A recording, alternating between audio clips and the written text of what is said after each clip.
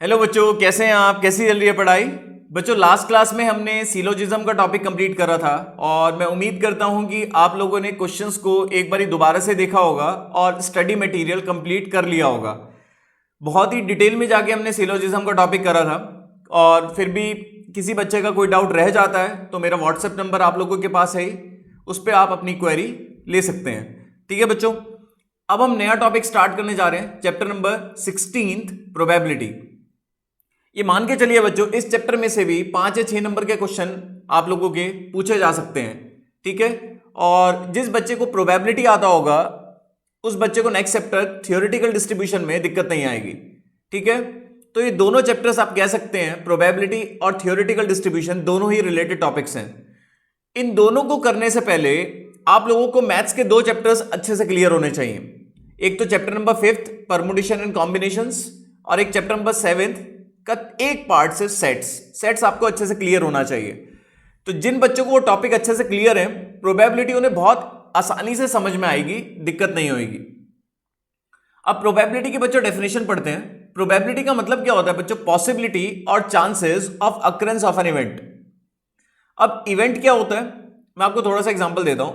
उससे पहले इवेंट के एग्जांपल देने से पहले मैं प्रोबेबिलिटी की डेफिनेशन लिख देता हूं। प्रोबेबिलिटी रेशो होती है। रेशो किसकी होती है? Number of favourable cases. बहुत अच्छे से एक्सप्लेन करूंगा बच्चों में। आप लोगों के पास मैथ्स थी नहीं थी इससे फर्क नहीं पड़ेगा इस टॉपिक पे। नंबर ऑफ फेवरेबल केसेस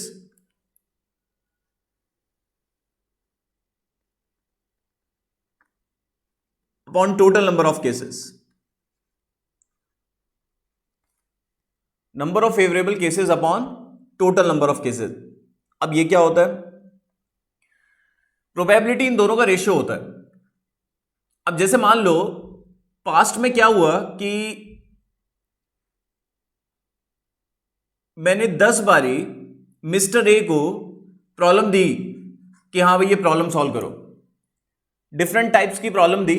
ठीक है, मान लो टेस्ट लिए और हर टेस्ट में मिस्टर ए को एक एक क्वेश्चन दिया।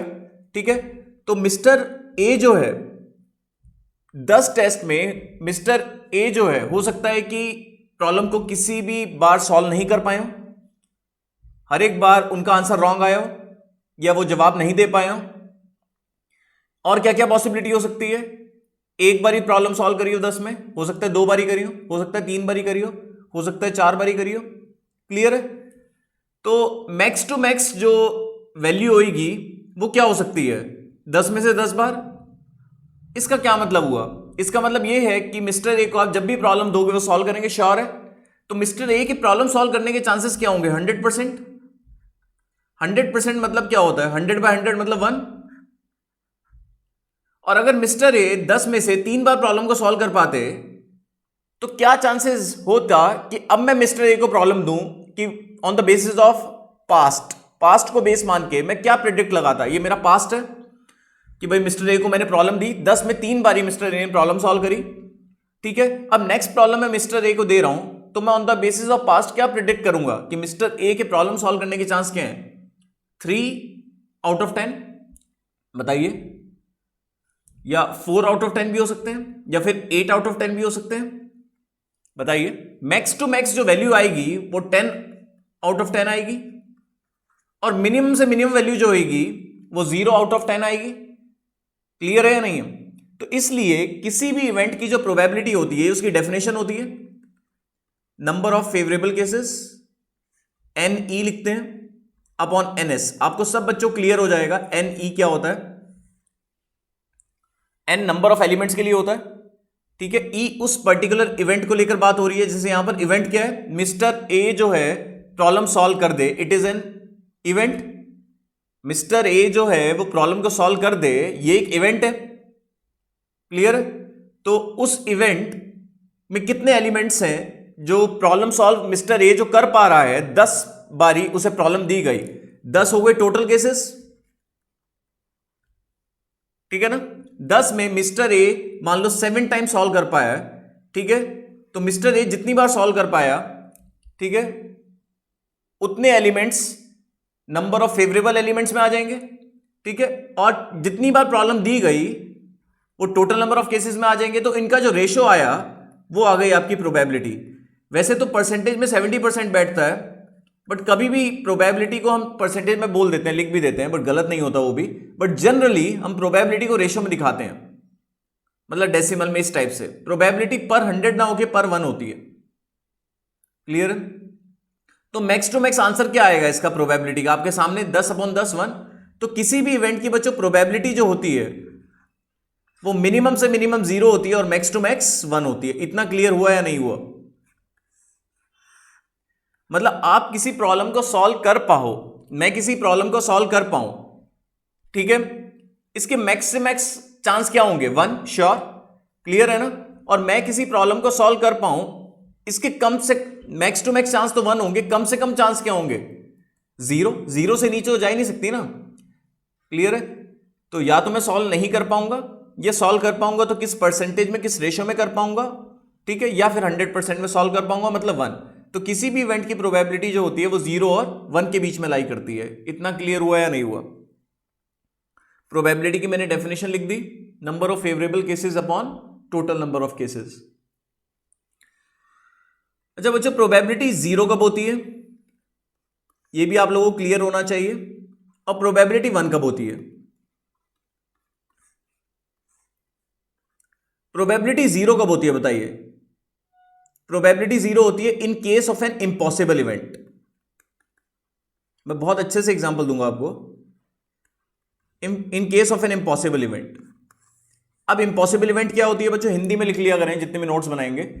इम्पॉसिबल इवेंट क्या होती है? मतलब इम्पॉसिबल इवेंट वो होती है कि जब भी आप एक्सपेरिमेंट परफॉर्म करें। अब एक्सपेरिमेंट क्या होता है? ट्रायल होता है। जैसे मान लो मैं प्रॉब्लम दे रहा हूं किसी को, ठीक है ना, वो प्रॉब्लम बच्चा कभी भी सॉल्व नहीं कर पाता, ठीक है। मतलब मैंने 100 ट्रायल भी लिए ना, 100 में से उसने किसी भी दिन प्रॉब्लम नहीं सॉल्व करी। मतलब जब से वो मेरे पास पढ़ने आया उसने एक बार भी प्रॉब्लम सॉल्व नहीं करी, ठीक है। तो नेक्स्ट डे मैं उसे प्रॉब्लम दूंगा ऑन द बेसिस ऑफ, अगर पास्ट की बात करता हूं। वैसे ये करेक्ट, इतना करेक्ट एग्जाम्पल नहीं है, क्योंकि हो सकता है कि वो 100 बार ही ना कर पाए और नेक्स्ट डे कर दे, ठीक है ना, तो वो फिर इंपॉसिबल नहीं रहेगी। तब कुछ ना कुछ चांस उसके निकल के आ जाएंगे, क्योंकि अगर मैं अभी तक तो 100 अटेम्प्ट ले रहा था, अब 101वां अटेम्प्ट भी कंसिडर कर लूंगा कि जिस बार उसने प्रॉब्लम सॉल्व कर दी, समझ रहे हैं ना बच्चों बात, तो फिर वो इंपॉसिबल नहीं रहेगी। इंपॉसिबल मतलब हमेशा ही जो इंपॉसिबल हो। मैं उसका एग्जांपल लेता हूं। जैसे बच्चों डाइस को रोल करा आपने, डाइस को रोल करने पर या तो 1 आएगा, 2 आएगा, 3 आएगा, 4 आएगा, 5 आएगा, 6 आएगा। कभी 7 आ सकता है क्या? नहीं आ सकता। ये एग्जाम्पल बन सकता है। गेटिंग अ नंबर 7 या getting a negative number, getting a negative number, ये मेरी एक इवेंट है जिसके बारे में बात हो रही होती है, उसे इवेंट बोलते हैं। जिसकी प्रोबेबिलिटी फाइंड करनी होती है ना, वो समझ लो वो इवेंट होती है। अभी के लिए इवेंट कुछ भी हो सकती है। Getting a negative number, getting a natural number, getting an even number, getting multiple of 3, dice को रोल करने में कुछ भी हो सकती है। Getting a number 7 if a dice is rolled 1, तो वो इंपॉसिबल है। इंपॉसिबल इवेंट वो होती है कि जब भी आप एक्सपेरिमेंट परफॉर्म करो, आप जब भी कभी भी डाइस को रोल करो, 7 तो आएगा ही नहीं ना, 7 तो आएगा ही नहीं, तो उसे बोलते हैं इंपॉसिबल इवेंट। जब भी एक्सपेरिमेंट, लिख सकते हो आप सब, जब भी एक्सपेरिमेंट परफॉर्म हो, वो इवेंट कभी भी अकर ना हो, वो इवेंट कभी भी अकर ना हो, उसे बोलते हैं इंपॉसिबल इवेंट। जब भी एक्सपेरिमेंट परफॉर्म हो, वो इवेंट कभी भी अकर ना हो, उसे बोलते हैं इंपॉसिबल इवेंट। मैं सारी थ्योरी पढ़वा के चलूंगा, अभी थोड़ा सा ओवरव्यू दे रहा हूं। जब भी एक्सपेरिमेंट परफॉर्म हो, वो इवेंट कभी भी अकर ना हो, उसे क्या बोलते हैं बच्चों? Impossible event. अच्छा, प्रोबेबिलिटी 1 कब होती है? In case of sure event. अब श्योर इवेंट बच्चों क्या होती है?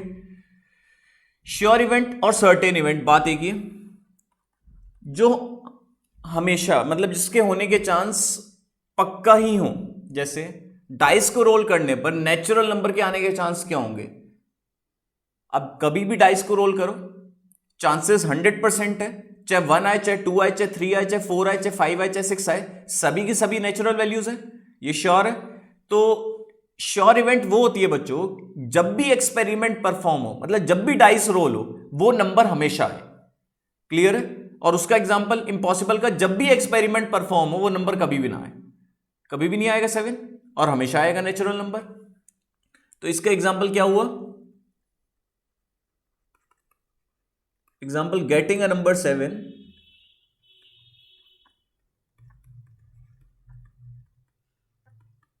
If a dice is rolled once. और इसका example, getting a natural number if a dice is rolled once. इतना क्लियर हुआ या नहीं हुआ? मैं आपके सामने अगर इम्पॉसिबल इवेंट का एग्जांपल भी लिख सकता हूं, मैं एग्जांपल कह रहा हूं, मैं डेफिनेशन भी बोल सकता हूं। इम्पॉसिबल इवेंट और सर्टेन इवेंट सभी बच्चे लिखेंगे। N event associated with a random experiment. अब आपको ये सारी बातें मैं अभी क्लियर करूंगा। रैंडम एक्सपेरिमेंट क्या होता है, एक्सपेरिमेंट के बारे में थोड़ा सा बताया, डाइस को रोल करना ये एक्सपेरिमेंट होता है, ठीक है। An event associated with a random experiment is called an impossible event. मतलब कोई भी रैंडम एक्सपेरिमेंट का मतलब होता है कि आपको आउटकम नहीं पता क्या आएगा श्योरिटी से। जैसे आपने डाइस को रोल करा, जैसे playing pack of 52 playing cards में से आपने आंख बंद करके एक पत्ता ड्रॉ कर लिया, तो ये एक रैंडम एक्सपेरिमेंट हुआ। 2 कार्ड्स ड्रॉ कर लिए, ये एक रैंडम एक्सपेरिमेंट हुआ। रैंडम एक्सपेरिमेंट का मतलब होता है कि जिसके आउटकम के बारे में आप श्योर नहीं हो। समझ रहे हो ना बात को? आपको पता है कि आपने डाइस को रोल करा, आपको ये नहीं पता कि पक्का पक्का 5 ही आएगा, बट आपको पता है कि 1 2 3 4 5 6 में से कोई एक आएगा, तो उसे बोलते हैं रैंडम एक्सपेरिमेंट। कॉइन को टॉस करा, आपको पता है हेड या टेल आएगा, क्लियर, बट ये श्योर थोड़ी ना कि हेड ही आएगा या टेल ही आएगा, क्लियर, उसे बोलते हैं random experiment. An event associated with a random experiment is called an impossible event if it never occurs whenever the experiment is performed। जब भी एक्सपेरिमेंट परफॉर्म होगा, वो इवेंट कभी भी अकर ना हो, उसे बोलते हैं बच्चों इम्पॉसिबल इवेंट। उसे बोलते हैं बच्चों इम्पॉसिबल इवेंट। इतना क्लियर हुआ? दोबारा सुन लो। An event associated with a random experiment is called an impossible event if it never occurs whenever the experiment is performed। और श्योर इवेंट क्या होती है? An event associated with a random experiment, an event associated with a random experiment is called a certain event if it always occurs whenever the experiment is performed। इतना clear हुआ या नहीं हुआ? बताइए। Probability की मैंने डेफिनेशन लिख दिया, इम्पॉसिबल इवेंट के बारे में बताया, ये बताया कि प्रोबेबिलिटी की रेंज क्या होती है। प्रोबेबिलिटी हमेशा रेशो में दिखाते हैं, जनरली परसेंटेज में नहीं दिखाते हैं।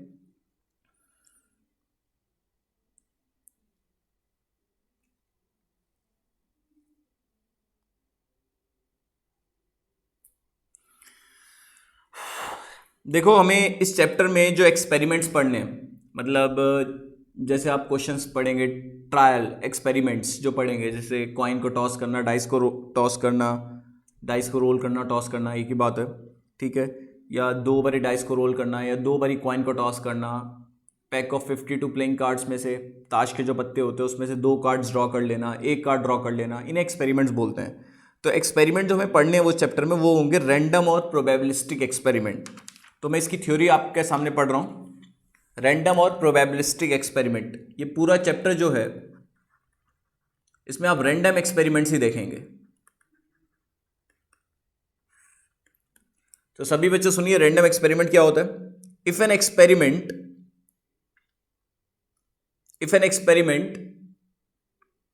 when repeated under identical conditions, identical का मतलब सेम कंडीशंस, जैसे कॉइन का टॉस कर रहे हो तो सेम कंडीशंस में, सेम तरीके से आप कॉइन को दोबारा टॉस कर रहे हो, तीसरी बार टॉस कर रहे हो। If an experiment when repeated under identical conditions, identical मतलब same condition, under identical condition do not produce the same outcome. मतलब आप कॉइन को टॉस कर रहे हो, डाइस को रोल कर रहे हो, हमेशा सेम नंबर थोड़ी ना आता है, सेम नंबर थोड़ा ना आता है, 1 भी आ सकता है, 2 भी आ सकता है, हेड भी आ सकता है, कॉइन के केस में टेल भी आ सकता है। Do not produce same outcome every time. Do not produce the same outcome every time, but the outcome in a trial. Outcome in a trial का मतलब आप डाइस को रोल कर रहे हो, हमेशा सेम नंबर नहीं आएगा. 10 बारी टॉस करो डाइस को या 5 बारी टॉस करो, हमेशा सेम नंबर नहीं आएगा. ठीक है, बट आपको पता है जो आएगा वो 1 2 3 4 5 6 में से ही होगा. ठीक है, दोबारा सुन लो. If an experiment when repeated under identical conditions do not produce the same outcome, लिख रहे हैं ना आप, every time, but the outcome in a trial is one of the several possible outcomes.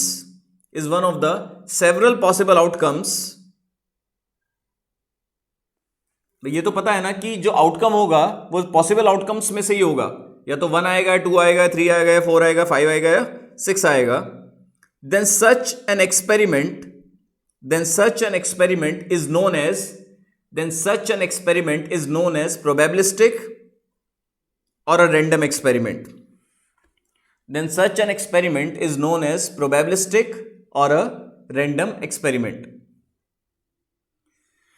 तो रैंडम एक्सपेरिमेंट वो होते हैं कि अगर कोई भी आपने एक्सपेरिमेंट करा, ट्रायल करा, ठीक है, सेवरल टाइम्स करा, हमेशा आपको पता है कि सेम नंबर नहीं आएगा. डाइस के केस में भी, कॉइन के केस में भी और ताश के पत्तों में भी सेम नंबर नहीं आएगा, बट पता है कि इनमें से कोई एक आएगा. तो उस टाइप के एक्सपेरिमेंट को हम क्या बोलते हैं? रैंडम एक्सपेरिमेंट और probabilistic experiment. In other words में क्या बोल सकते हैं? An experiment whose outcome can not be predicted और डिटरमाइंड. मतलब हम आउटकम बता नहीं सकते श्योरिटी से कि यही नंबर आएगा. Clear? In other words, an experiment whose outcome cannot be predicted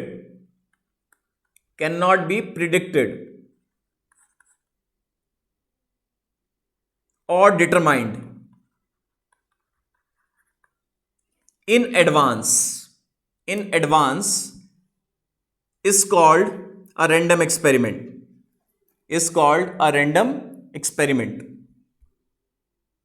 इतना क्लियर हो गया सभी बच्चों को? तो इस पूरे चैप्टर में हम रैंडम एक्सपेरिमेंट्स ही पढ़ने जा रहे हैं. ठीक है, एग्जाम्पल भी सुन लें सभी बच्चे. For example, in tossing a coin one is not sure. ठीक है, जब आप कॉइन को टॉस करते हो तो आप श्योर नहीं हो.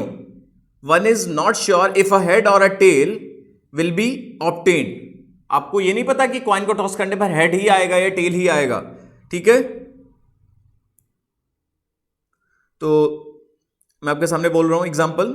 इन tossing a coin one is not sure if a head or a tail will be obtained, so it is a random experiment. Clear? Similarly rolling a unbiased dice. Unbiased का मतलब होता है बच्चों, ऐसे लिखा होता है अनबायस्ड का मतलब होता है इसमें डिफेक्ट नहीं है. अनबायस्ड का मतलब होता है बिल्कुल परफेक्ट डाइस है. ठीक है, similarly rolling a unbiased dice and drawing a card from a well shuffled pack of playing cards are examples of random experiments. इतना क्लियर हुआ या नहीं हुआ?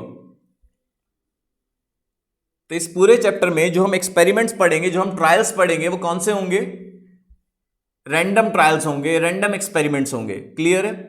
जिनके आउटकम को लेकर हम श्योर नहीं है. कॉइन को टॉस करने पर हम श्योर नहीं है कि हेड आएगा या टेल आएगा, बट पता है एग्जैक्टली हम ये नहीं बता पाएंगे कि इस टॉस में हेड आएगा, बट ये पता है कि हेड या टेल में से आएगा. एक मिनट बच्चों, पानी ले आओ. इतना देख लो, इतना बताया मैंने आप लोगों को.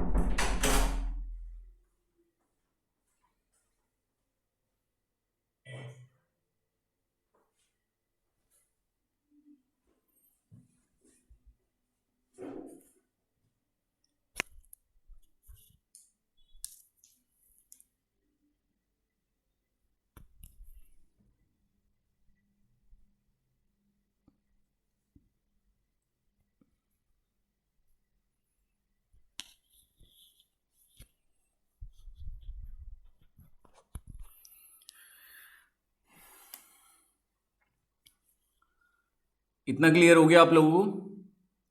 ठीक है, तो रैंडम एक्सपेरिमेंट के बारे में आपने लिख लिया कि इस पूरे चैप्टर में हम रैंडम एक्सपेरिमेंट पढ़ेंगे। ठीक है, प्रोबेबिलिटी की डेफिनेशन पढ़ ली हमने। Number of favourable cases upon total number of cases. Total number of cases क्या होता है ये मैं आपको पहले बताता हूँ। सबसे पहले एक हम टर्म पढ़ने जा रहे हैं, सैंपल स्पेस।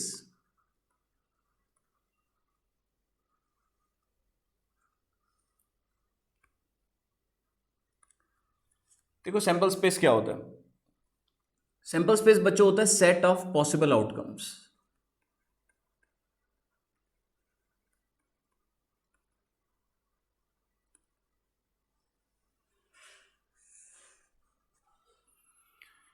पॉसिबल आउटकम का सेट।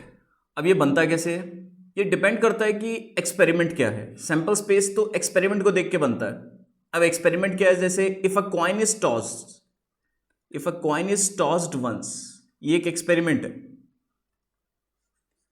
ठीक है, अब कॉइन को आपने एक बार ही टॉस करा, ये एक्सपेरिमेंट है। तो टॉस करने पर क्या आ सकता है, या तो हेड आएगा या टेल आएगा। ये हुआ बच्चों सैंपल स्पेस। इसी तरीके से if a dice is rolled once, dice को एक बार ही रोल करा हमने, तो सैंपल स्पेस में क्या आएगा, डाइस को रोल करने पर कोई भी नंबर आ सकता है, तो पॉसिबल नंबर्स का सेट। इसी तरीके से if a coin is tossed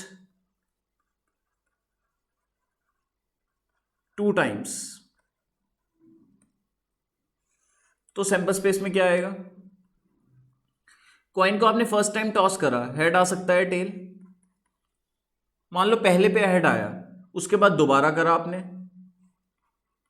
पहले पे मान लो टेल आया, फिर दोबारा टॉस करा, तो पहले पे हेड दूसरे पे हेड, ये एक पॉसिबिलिटी है। पहले पे हेड दूसरे पे टेल, ये एक पॉसिबिलिटी है। पहले पे टेल दूसरे पे हेड, ये एक पॉसिबिलिटी है, दोनों पे टेल। ठीक है ना, तो सैंपल स्पेस क्या होता है, पॉसिबल आउटकम का सेट। और क्या हो सकता है, if a dice is rolled 3 times, अगर डाइस को आपने 3 बार ही रोल करा, तो सैंपल स्पेस में क्या आएगा, मान लो आपने फर्स्ट टाइम रोल करा, हेड आ सकता है टेल, सेकंड टाइम करा, अब सेकंड टाइम मान लो हेड आया, तो थर्ड टाइम हेड टेल, फिर यहां पर भी हेड टेल, और फिर यहां पर भी हेड टेल, और इस पॉसिबिलिटी में भी हेड टेल। तो सैंपल स्पेस क्या बनेगा, एच एच एच, तीनों टॉसेस पे हेड हो सकता है, एच एच टी, और एच टी एच,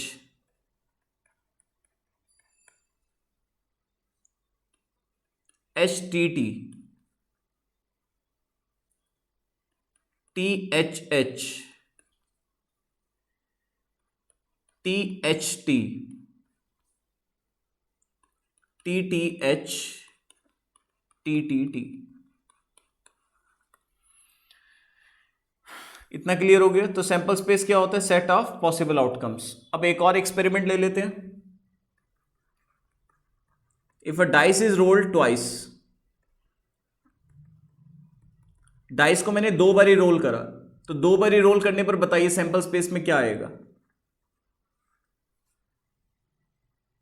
2 बार ही रोल करने पे क्या क्या आ सकता है पॉसिबिलिटी। पहले पे 1 आए, पहले पे 1 आने के बाद दूसरे पे 1 आ सकता है, 2 आ सकता है, 3 आ सकता है, अप टू 6। पहले पे मान लो 2 आया, 2 1 से 2 6 तक, पहले रोल में 3 आया, तो दूसरे पे 1 से 6 तक, इसी तरीके से 6 1 से लेकर 6 6 तक। तो सैंपल स्पेस में कितने एलिमेंट्स आ गए, 36। क्लियर हुआ या नहीं हुआ इतना। तो सैंपल स्पेस की डेफिनेशन मैं आपके सामने बोल देता हूं। If a random experiment is, random experiment का मतलब समझ में आ गया, जिसके आउटकम को लेकर आप श्योरिटी से नहीं कह सकते, बट आपको पॉसिबिलिटीज सारी पता है। तो if a random experiment is performed, then each of its outcome, then each of its outcome एक टर्म रह गई बच्चों, एक टर्म रह गई। सैंपल स्पेस तो पता लग गया ना, सेट ऑफ पॉसिबल आउटकम्स होता है। सैंपल स्पेस के बाद मुझे ये बताना था बच्चों आपको, trials and elementary events. Trials क्या होते हैं और एलिमेंट्री इवेंट्स क्या होती हैं? बच्चों जो मैं बोलता हूं आप लोगों को, आपको वो कॉपी करना है। अभी जो मैंने डेफिनेशंस बोली थी वो आप लोगों ने कॉपी करनी थी।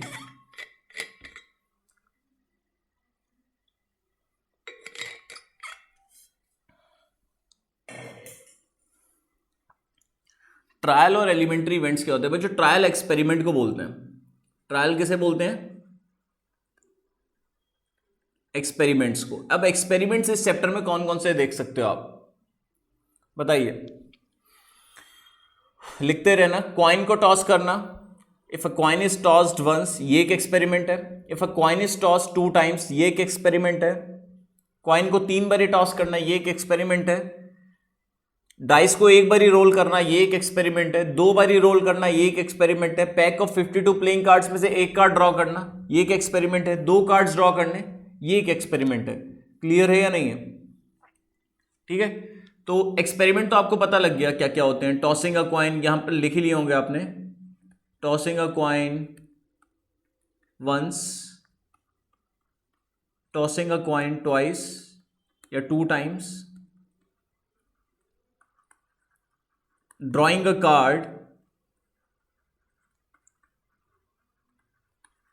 From a pack of 52 playing cards. ये सारे क्या हैं बच्चों? एक्सपेरिमेंट्स हैं। ठीक है, अब एलिमेंट्री इवेंट्स क्या होती हैं? एलिमेंट्री इवेंट्स क्या होती हैं? जब भी आप एक्सपेरिमेंट कोई भी परफॉर्म करते हो तो जो भी आउटकम आता है, जो भी आउटकम आता है, जैसे आपने डाइस को रोल करा, डाइस को रोल करने पर 1 2 3 4 5 6 आ सकता है। कॉइन को टॉस करने पर हेड या टेल आ सकता है।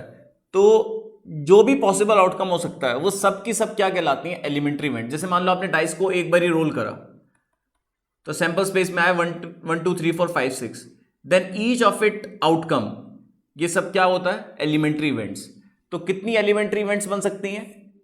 अगर डाइस को आप 1 बारी रोल कर रहे हो 6, जैसे गेटिंग अ नंबर 1, ये एक एलिमेंट्री इवेंट है। गेटिंग अ नंबर 2, ये एक एलिमेंट्री इवेंट है। क्लियर है? तो सुनो एलिमेंट्री इवेंट की डेफिनेशन क्या होती है। If a random experiment is performed, कोई भी रैंडम एक्सपेरिमेंट परफॉर्म करा हमने, then each of its outcome is known as elementary event. Clear?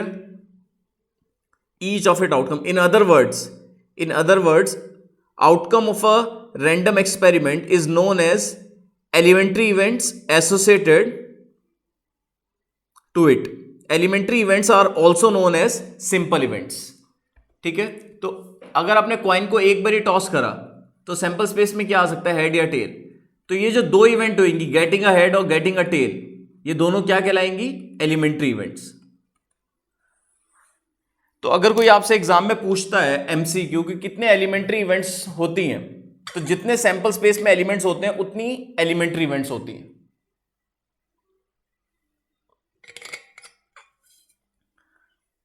जितने सैंपल स्पेस में एलिमेंट्स होते हैं, अब जैसे मान लो आपने, अब ध्यान से सुनना सभी बच्चे,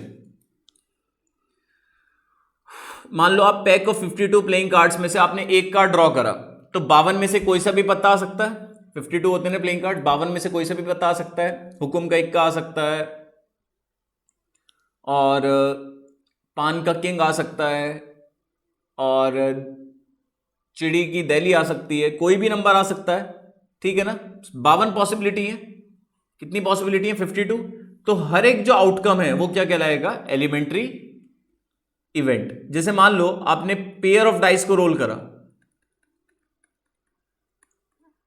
जब पेयर ऑफ डाइस को रोल करा तो सैंपल स्पेस में कितने एलिमेंट्स आएंगे?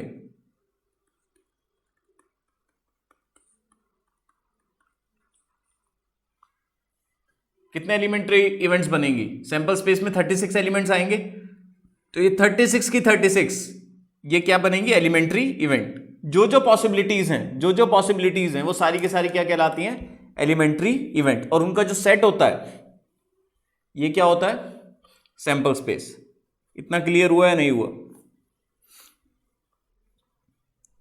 उसके बाद सैंपल स्पेस की डेफिनेशन मैंने ऊपर आपको लिखवाई दी थी, the set of all possible outcome of a random experiment, the set of all possible outcomes, क्या होती है सैंपल स्पेस की definition? The set of all possible outcomes of a random experiment is called the sample space, is called the sample space.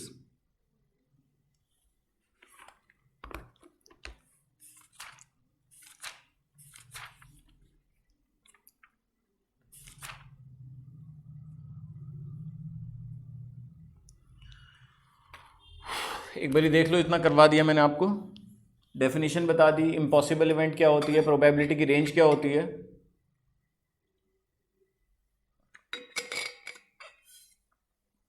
Elementary events क्या होती है, ये बता दिया मैंने आपको।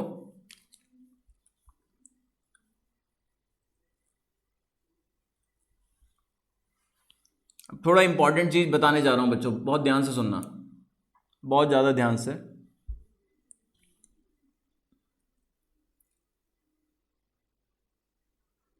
जैसे आपको पता है कि प्रोबेबिलिटी जो किसी भी इवेंट की होती है उसका फॉर्मूला होता है number of favourable cases upon total number of cases. उसके लिए मुझे ना आपको ये बताना पड़ेगा, सैंपल स्पेस तो बता दिया मैंने, अपॉन में तो आता है कि जैसे हमने डाइस को रोल करा तो डाइस को रोल करने पर 6 में से कोई सा भी नंबर आ जाएगा, ठीक है। अब प्रोबेबिलिटी किसकी चाहिए? मान लो आपको इवेंट की चाहिए। इवेंट क्या है? कुछ भी हो सकता है, जैसे मान लो गेटिंग एन इवन नंबर, तो इवन नंबर क्या है? 2 भी फेवरेबल है, 4 भी फेवरेबल है और 6 भी फेवरेबल है, तो 3 केस फेवरेबल हो गए, तो इसलिए प्रोबेबिलिटी आ गई 1/2। इतना क्लियर हुआ या नहीं हुआ? अब मैं आपको ये बताना चाह रहा हूं कि इवेंट होती क्या है। अब एक्सपेरिमेंट आप देखो, आपने डाइस को रोल करा, डाइस को रोल करने पर सैंपल स्पेस में क्या आएगा? 1 2 3 4 5 6। बच्चों इवेंट क्या होती है? मुझे इस चीज का जवाब दो। इवेंट कुछ भी हो सकती है। Event getting a number, even number, getting a number less than 5,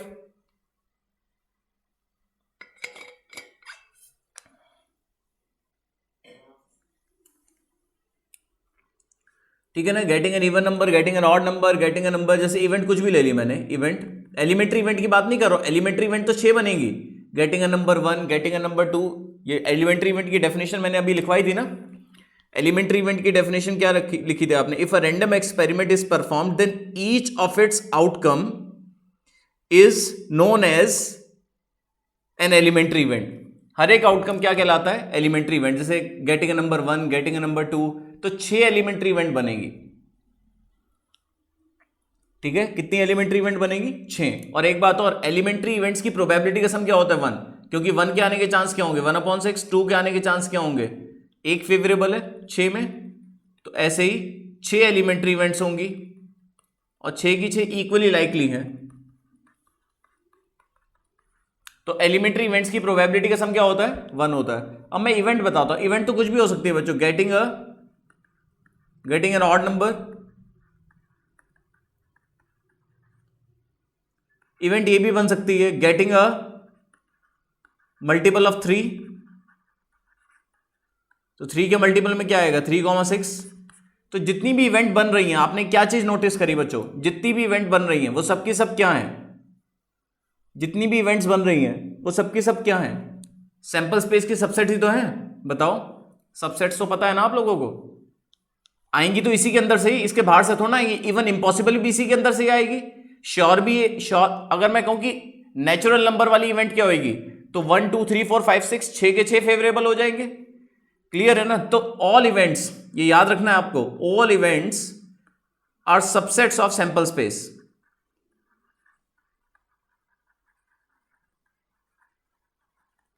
तो जितनी भी इवेंट्स बनेगी वो सबके सब क्या होंगी? सैंपल स्पेस के अंदर से ही आएंगी। आया नहीं आया समझ में? तो इवेंट जो होगी वो सबसेट होगी सैंपल स्पेस के। बाद ध्यान रखना,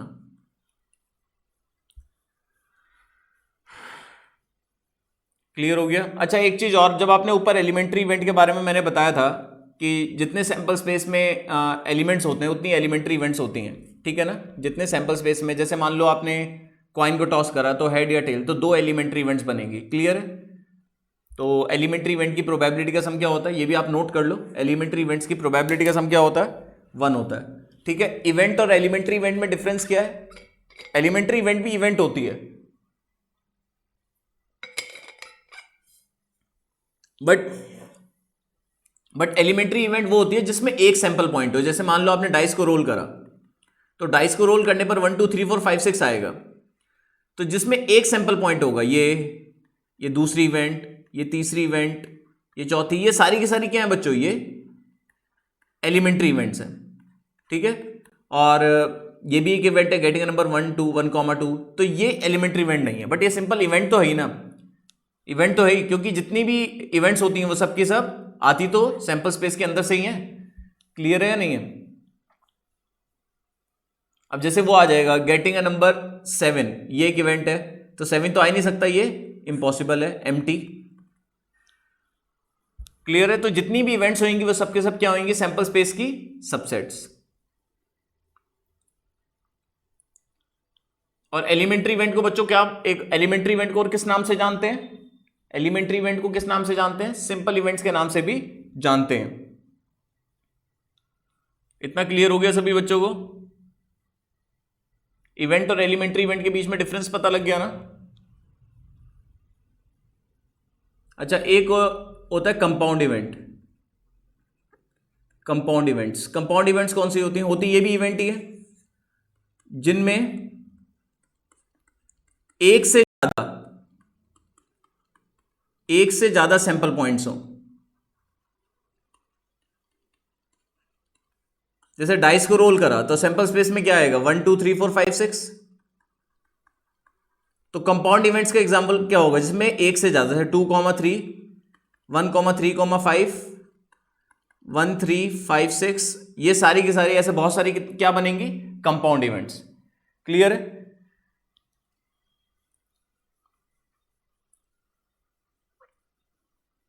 ठीक है। एलिमेंट्री इवेंट्स होती हैं, कौन सी होती हैं, जिनमें एक सैंपल पॉइंट हो। तो एलिमेंट्री इवेंट्स की प्रोबेबिलिटी का सम क्या होता है, 1, जिसमें एक से ज्यादा सैंपल पॉइंट्स हो। जिनमें एक से ज्यादा सैंपल पॉइंट्स हो वो कौन सी इवेंट होती हैं, कंपाउंड इवेंट्स। ठीक है। और जिसमें एक भी सैंपल पॉइंट नहीं हो वो इम्पॉसिबल इवेंट होगी, खाली बिल्कुल, जैसे गेटिंग अ नंबर 7। ठीक है। और जिसमें सारे के सारे सैंपल पॉइंट्स हो तो सारे के सारे फेवरेबल केस हो गए। ठीक है ना?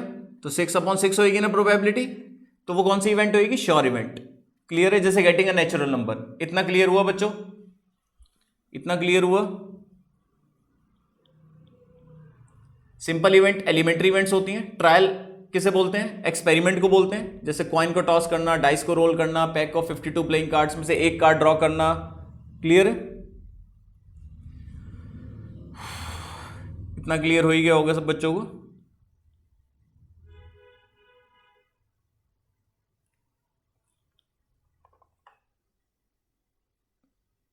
अब बच्चों मेरी बात सुनिए बहुत ध्यान से।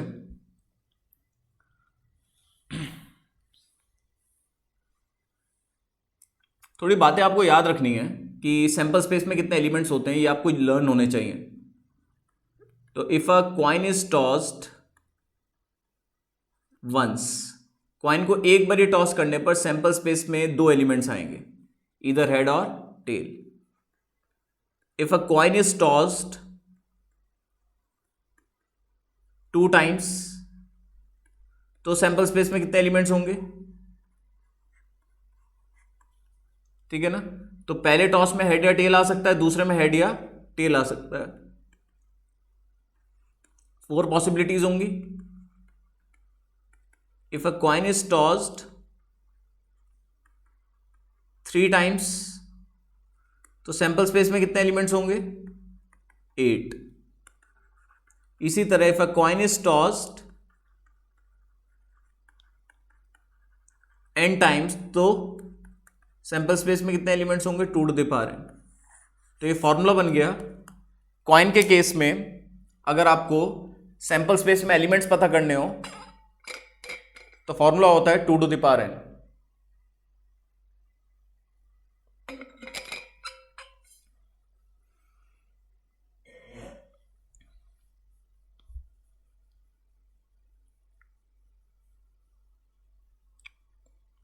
कर लिया कॉपी? ऐसे ही if a dice is roll, dice unbiased होना चाहिए।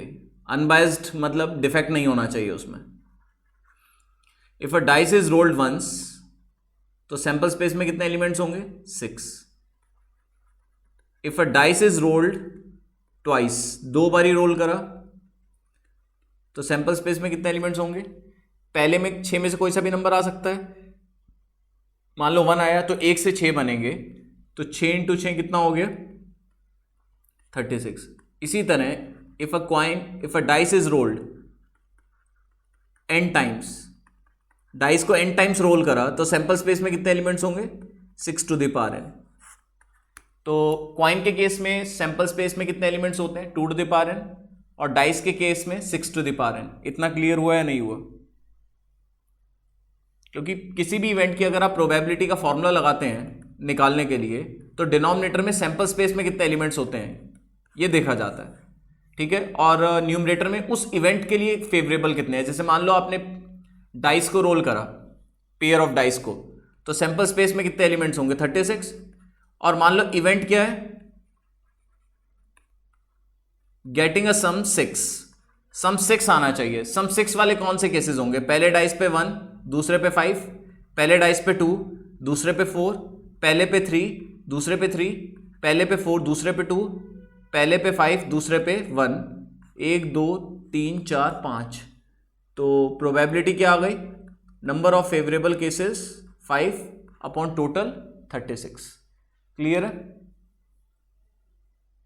तो किसी भी इवेंट की प्रोबेबिलिटी इस डेफिनेशन से निकल आती है।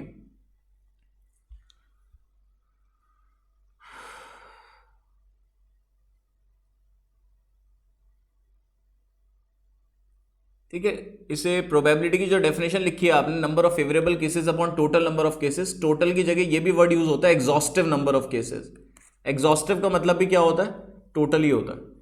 तो ये टोटल केसेस हम पता कर रहे हैं, डाइस के केस में पता कर लिए, कॉइन के केस में पता कर लिए। ऐसे pack of 52 playing cards, if a card is drawn, एक कार्ड ड्रॉ करा आपने from a pack of 52 playing cards, playing cards में से एक कार्ड ड्रॉ करा है, तो सैंपल स्पेस में कितने एलिमेंट्स होंगे? सभी बच्चे बताइए। आपने 52 में से एक कार्ड ड्रॉ करा तो कोई भी आ सकता है, तो जवाब क्या होगा? 52। इफ 2 कार्ड्स आर ड्रॉन, अगर हम 2 कार्ड्स ड्रॉ कर रहे हैं 52 में से, तो सैंपल स्पेस में कितने एलिमेंट्स आएंगे बताइए। आपने 2 कार्ड्स ड्रॉ करें, ये तो ये समझ लो ना, मान लो 3 लोग हैं, मैंने 2 लोग सिलेक्ट करें, तो ये 2 भी सिलेक्ट हो सकते हैं, ये 2 भी सिलेक्ट हो सकते हैं, ये 2 भी हो सकते हैं, ठीक है ना। तो आएगा कहां से? 3C2 से तो आएगा। ऐसे 52 प्लेइंग कार्ड्स में से आप 2 कार्ड्स ड्रॉ कर रहे हो, तो 2-2 के कॉम्बिनेशंस कितने बनेंगे?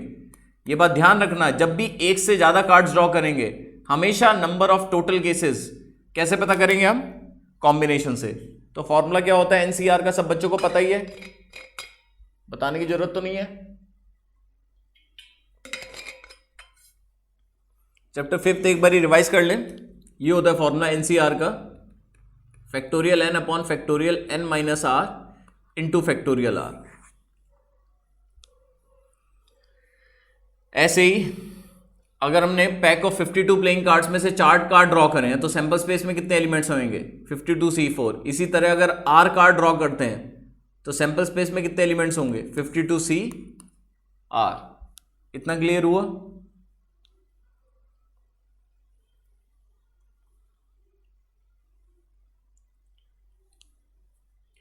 ट्रायल पता लग गया आपको, एलिमेंट्री इवेंट्स पता लग गई।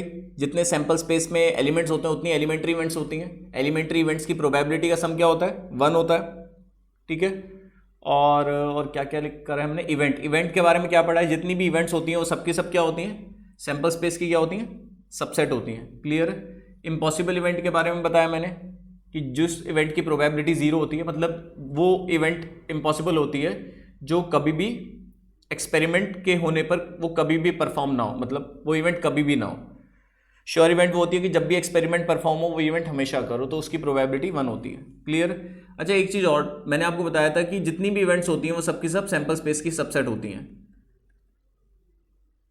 तो इसलिए नंबर ऑफ एलिमेंट्स ई में जो होंगे एज कंपेयर टू एस कम होंगे या बराबर। तो अगर आप एन एस से डिवाइड कर देंगे तो ये प्रोबेबिलिटी की डेफिनेशन बन जाएगी। तो प्रोबेबिलिटी किसी भी इवेंट की 1 से, पहले भी बताया था अभी आज ही, 1 से बड़ी नहीं हो सकती, ठीक है। और मिनिमम से मिनिमम ई क्या होगा, खाली सेट होगा। तो मिनिमम जो होगा नंबर ऑफ एलिमेंट्स इन ई जो होगा वो 0 होगा। तो इवेंट की minimum value, event probability of event की मिनिमम वैल्यू क्या होगी, 0। इसलिए प्रोबेबिलिटी किसी भी इवेंट की 0 और 1 के बीच में ही रहती है, इंक्लूडिंग 0 एंड 1, उससे बाहर नहीं जा सकती। इतना क्लियर हो गया।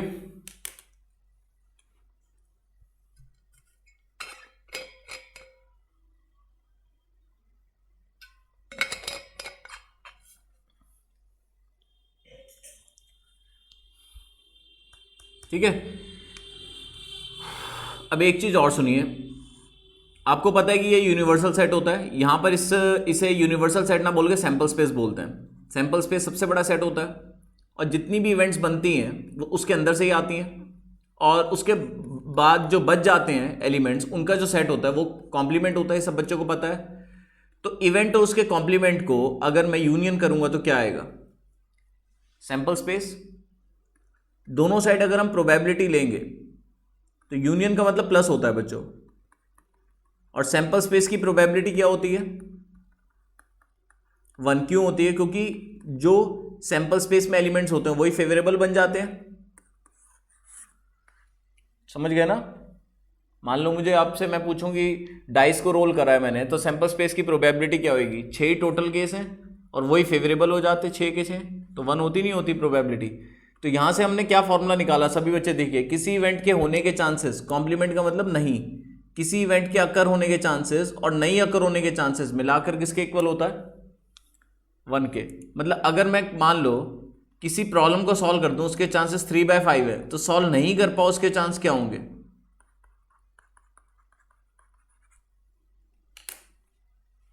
इतना क्लियर हो गया सभी बच्चों को।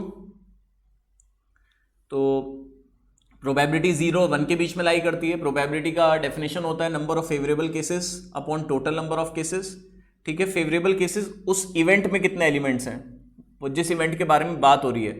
जैसे मान लो वहां पर सम की बात हो रही थी, सम 6, सो सम 6 में कितने केसेस हैं, वो फेवरेबल हो जाएंगे, और एक्सपेरिमेंट करने पर जो पॉसिबिलिटीज हैं वो टोटल, उसे काउंट कर लेना, वो टोटल केस हो जाएंगे, ठीक है। तो फॉर्मूला होता है। और ये भी आपको पता है कि इवेंट जो है वो सैंपल स्पेस की सबसेट और बराबर भी हो सकती है, इसलिए प्रोबेबिलिटी 1 से ऊपर नहीं जा सकती। मिनिमम से मिनिमम ई एम्प्टी होगा, इसलिए प्रोबेबिलिटी 0 से नीचे नहीं जा सकती। तो probability of an event lies between 0 and 1 both inclusive, और ये किसी इवेंट के होने के चांसेस और नहीं होने के चांसेस मिलाकर किसके इक्वल होते हैं, 1 के। मतलब मैं किसी प्रॉब्लम को सॉल्व कर दूं, इसके चांसेस हैं 4/5, और सॉल्व नहीं कर पाऊं, इसके चांसेस क्या होंगे, 1/5। कैसे आया भाई, इन दोनों का सम 1 है, तो 1 में से ये वाला माइनस कर दिया, दूसरा आ गया। क्लियर हो गया सभी बच्चों को इतना।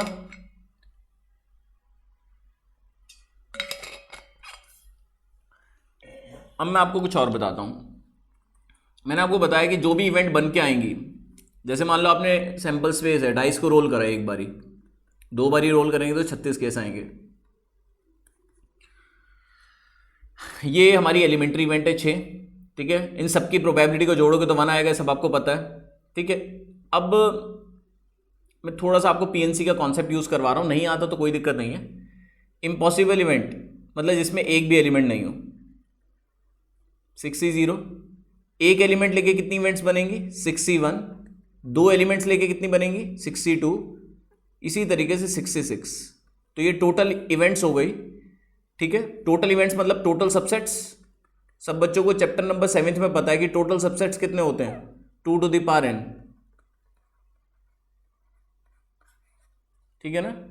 तो अगर कोई आपसे पूछे कि कितनी इवेंट्स बनेंगी, तो आपका जवाब होगा 64 इवेंट्स बनेंगी। 64 में एलिमेंट्री इवेंट्स कितनी होंगी, 6 एलिमेंट्री इवेंट्स होंगी। तो ये तो होगा number of elementary events, number of elementary events. Elementary events का दूसरा नाम क्या होता है, सिंपल इवेंट्स। और जिसमें एक से ज्यादा सैंपल पॉइंट होंगे तो ये हो जाएगा total number of compound events, जिसमें एक से ज्यादा सैंपल पॉइंट्स होते हैं, ठीक है बच्चों। और ये क्या है, 2 to the power n total number of events. इसमें सिंपल भी आ गई, कंपाउंड भी आ गई, ठीक है। और ये स्पेसिफिक कौन सी है, इम्पॉसिबल इवेंट, 1 इम्पॉसिबल इवेंट होएगी। और ये कौन सी इवेंट है? ये श्योर इवेंट है, एक श्योर इवेंट होएगी जिसमें सारे के सारे एलिमेंट्स होंगे, सैंपल स्पेस के बराबर वाली जो इवेंट होती है। क्लियर है? क्लियर है? जो बिल्कुल खाली होती है वो इम्पॉसिबल होती है, और जिसमें सारे के सारे फेवरेबल होते हैं वो श्योर होती है। ठीक है, जिसमें एक सैंपल पॉइंट होता है जैसे 1 2, उसे सिंपल इवेंट बोलते हैं। जिसमें एक से ज़्यादा सैंपल पॉइंट होता है उसे बोलते हैं कंपाउंड इवेंट। ये समझ में आ गया हो? ठीक है, नहीं तो कोई दिक्कत नहीं है, एक बार सोच लेना। ठीक है, इतना टफ आएगा नहीं वैसे, फाउंडेशन लेवल पे थोड़ा नॉलेज दिया मैंने। इवेंट का मतलब तो पता लग गया ना।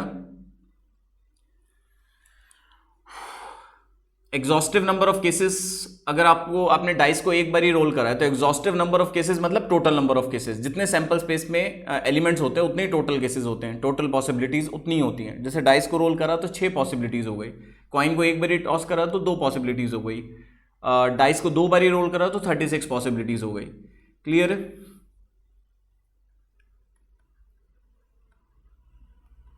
प्लेइंग कार्ड्स के बारे में बता देता हूं। Total number of playing cards कितने होते हैं सभी बच्चों को पता होगा।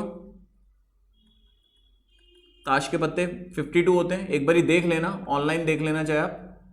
ताश के बारे में अगर थोड़ा आइडिया लेना हो तो, मतलब थोड़ा आइडिया तो होना चाहिए ना इस चैप्टर के लिए। जिसमें 26 तो ब्लैक कलर के होते हैं और 26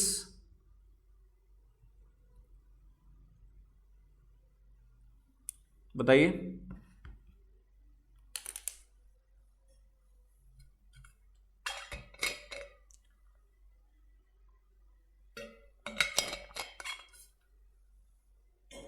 दो तो कलर्स होते हैं ना इसमें, 26 ब्लैक 26 रेड।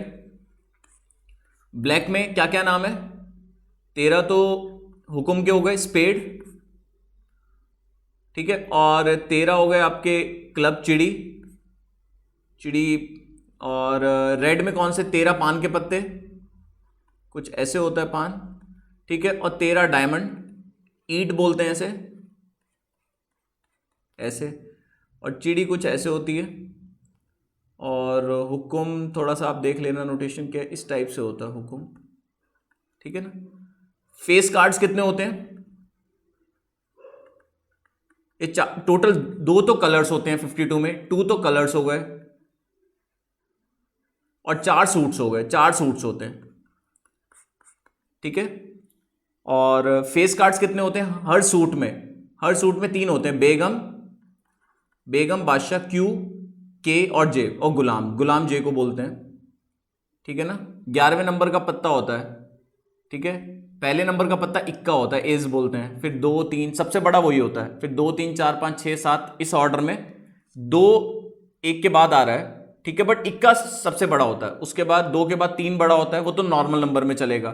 फिर 10 के बाद 11वां आपका जैक होता है।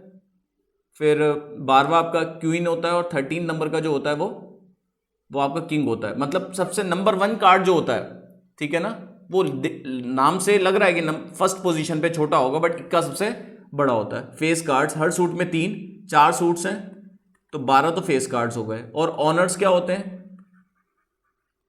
जो बड़े पत्ते होते हैं जिन्हें रिस्पेक्ट मिलती है। फेस कार्ड्स लास्ट के 3 हो गए प्लस इक्के, एसेस, तो 12 तो फेस कार्ड्स हो गए, 4 इक्के हो गए, हर सूट में 1 होगा ना, तो 16 ऑनर्स हो गए। क्लियर है बच्चों? नेक्स्ट क्लास में मैं और अच्छे से रिवाइज करवा दूंगा इस चीज़ को, तो आप एक बार ही पढ़ लेना। फिर भी किसी बच्चे को कोई डाउट रह जाए तो मेरे से पूछ लेगा। ठीक है बच्चों, चलो बाय बाय।